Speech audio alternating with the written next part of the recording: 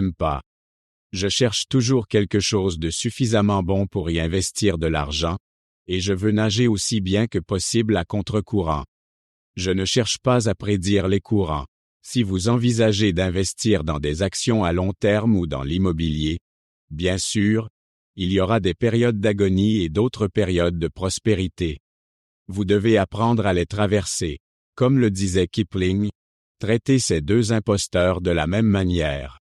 Vous devez faire face à la lumière du jour et à la nuit. Cela ne vous dérange-t-il pas beaucoup? Parfois, c'est la nuit, et parfois, c'est le jour. Parfois, c'est une prospérité, et parfois, c'est une crise. Je crois en faire de mon mieux et en continuer tant qu'on me le permet. En ce qui concerne le passage à l'investissement passif, quel impact cela a-t-il eu sur les évaluations boursières? Oh, énorme! C'est une autre chose qui se profile. Nous avons maintenant un nouveau groupe d'empereurs. Ce sont les personnes qui votent avec leurs actions dans les fonds indiciels. Peut-être pourrions-nous faire plier Larry Fink et les dirigeants de Vanguard. Tout à coup, nous avons assisté à un énorme transfert de pouvoir de vote vers ces fonds indiciels passifs. Cela va changer le monde, et je ne sais pas quelles en seront les conséquences. Mais je prédis qu'elles ne seront pas bonnes. Notre économie est extrêmement forte, tout comme notre civilisation technologique. Cela ne disparaîtra pas. Le savoir et d'autres avancées ne disparaîtront pas. Vous ne pouvez pas imaginer à quoi ressemble une usine moderne remplie de robots. Et cela ne fera que croître. Point. Ces tendances sont inévitables, et elles touchent même la Chine. Cependant, elles créent des problèmes d'ajustement. Si vous avez un bon emploi syndiqué et qu'il vous remplace par un robot, vous avez un problème difficile à résoudre. Si vous êtes une entreprise comme Kodak et que vous inventez quelque chose de nouveau qui rend obsolète votre produit, vous avez également un problème. Certains n'aiment pas cette solution, mais ces problèmes sont réels, et il est tentant de se débarrasser de sa dette en donnant simplement un compte chèque non rémunéré à quelqu'un à la place d'intérêts mensuels. Non seulement nous avons un problème sérieux, mais la solution la plus simple pour les politiciens et la Réserve fédérale est simplement d'imprimer plus d'argent pour résoudre les problèmes temporaires. Cependant, cela pourrait avoir des dangers à long terme, et nous savons ce qui s'est passé en Allemagne avec la République de Weimar qui imprimait constamment de l'argent. Tout le système a explosé, et cela a contribué à l'ascension d'Hitler. Tout cela est dangereux et sérieux, et nous ne voulons pas que des politiciens agissent de manière trop facile en pensant que ce qui ne nous a pas fait de mal la dernière fois ne nous fera pas de mal si on le double, puis le double encore une fois, et ainsi de suite. Cela nous amène à une situation dangereuse à un moment donné, à moins qu'il n'y ait de la discipline dans le processus. Cependant, je ne considère pas que le Japon soit en grand danger en ayant imprimé une énorme quantité d'argent et en s'en étant sorti. Je ne pense pas que nous serions aussi bons pour gérer nos problèmes que le Japon l'est.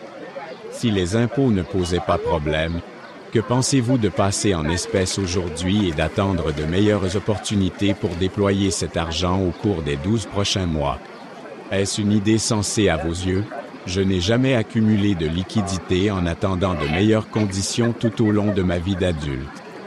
J'ai toujours investi dans la meilleure option que je pouvais trouver, et je ne pense pas que je vais changer maintenant.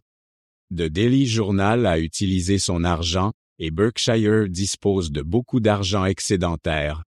Mais nous ne le faisons pas parce que nous pensons savoir comment chronométrer les investissements. Nous ne trouvons tout simplement rien qui vaille la peine d'acheter. Nous n'avons donc pas de solution à votre problème.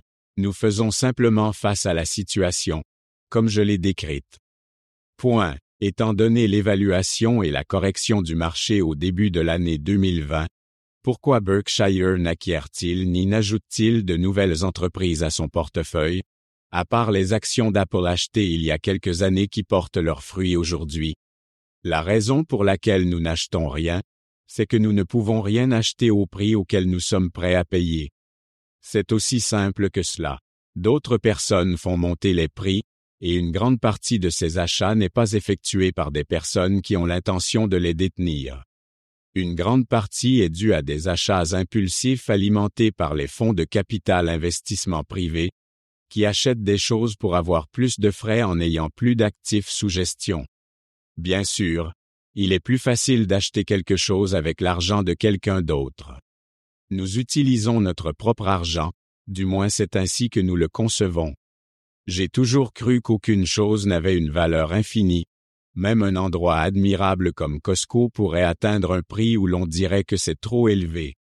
Cependant, je soutiendrais que si j'investissais de l'argent pour un fonds souverain ou un fonds de pension avec une perspective de 30, 40 ou 50 ans, j'achèterais Costco au prix actuel. Je pense que c'est une entreprise solide et admirable. D'ailleurs, ce n'est pas une tragédie que Berkshire ait un excédent d'argent que nous n'investissons pas. Cela nous donne une apparence plus responsable, et nous sommes en réalité plus responsables avec ces réserves. Les actionnaires qui s'inquiètent de l'avenir parce que cela semble compliqué et difficile ont tort. Je veux leur dire ce que mon ancien professeur m'a dit. Charlie, dis-moi quel est ton problème, et je vais essayer de le rendre encore plus difficile pour toi. Il m'a rendu service en me traitant ainsi. Je répète simplement son geste envers vous. Lorsque vous avez ces pensées, vous allez dans la bonne direction. Vous vous inquiétez des bonnes choses. À tous ceux qui sont PRE accent aigu au CCUPE accent aigu S par l'inflation et l'avenir de la République, l'inflation est un sujet très sérieux. Certains pourraient dire que c'est ainsi que les démocraties meurent, et l'inflation joue un rôle important dans la chute de la démocratie en Amérique latine. C'est un grand danger, lorsqu'un mouvement populaire découvre qu'il peut voter pour obtenir de l'argent, et que cela fonctionne, cela peut conduire à une inflation excessive qui ruine la civilisation.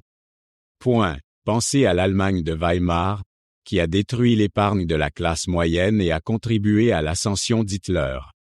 Tout cela est dangereux et sérieux, et nous ne voulons pas que les politiciens choisissent la voie la plus facile en disant que cela ne nous a pas fait de mal la dernière fois, alors nous pouvons doubler la dose cette fois-ci. Vous finissez par vous retrouver dans une situation dangereuse si vous multipliez constamment les mesures, à moins qu'il n'y ait de la discipline dans le processus. Je ne considère pas que le Japon soit en grand danger malgré la quantité importante d'argent qu'ils ont imprimé. Je ne pense pas que nous gérions aussi bien nos problèmes que le Japon le fait. Si les impôts n'étaient pas un problème, quels sont vos avis sur le passage en espèces aujourd'hui et l'attente de meilleures opportunités pour déployer cet argent au cours des 12 prochains mois? Est-ce une idée sensée à vos yeux? Je n'ai jamais accumulé de liquidités en attendant de meilleures conditions tout au long de ma vie d'adulte. J'ai toujours investi dans la meilleure option que je pouvais trouver, et je ne pense pas que je vais changer maintenant. The Daily Journal a utilisé son argent, et Berkshire dispose de beaucoup d'argent excédentaire. Mais nous ne le faisons pas parce que nous pensons savoir comment chronométreur les investissements. Pourriez-vous développer davantage sur ce point et expliquer comment cela pourrait se dérouler lorsque vous imprimez de l'argent à grande échelle, comme le font certaines nations modernes telles que le Japon, les États-Unis, l'Europe, etc. Nous entrons dans un nouveau territoire en termes d'ampleur. Jamais rien de tel ne s'est produit auparavant. Nous savons d'après l'expérience d'autres pays que si l'on imprime trop d'argent, cela finit par causer d'énormes problèmes. Nous nous rapprochons de ces problèmes graves, peut-être plus près que par le passé, bien que cela puisse encore être loin. Du moins, je l'espère. Ce que nous savons, c'est que nous frôlons des problèmes sérieux, et nous savons également que certaines de nos craintes antérieures étaient exagérées. Le Japon existe toujours en tant que nation civilisée malgré les excès incroyables que nous considérions comme démesurés dans le passé en termes d'impression monétaire. Pensez à quel point c'est séduisant. Vous avez une dette portant intérêt que vous remboursez avec des comptes chèques non rémunérés, supprimant ainsi les paiements d'intérêt. Cela semble paradisiaque et bien sûr, lorsque les choses deviennent si séduisantes, elles ont tendance à être trop utilisées. Ma manière d'aborder la vie ne consistait pas à prédire de petites différences à court terme dans l'indice Russell ou l'indice Standard & Poor's. Je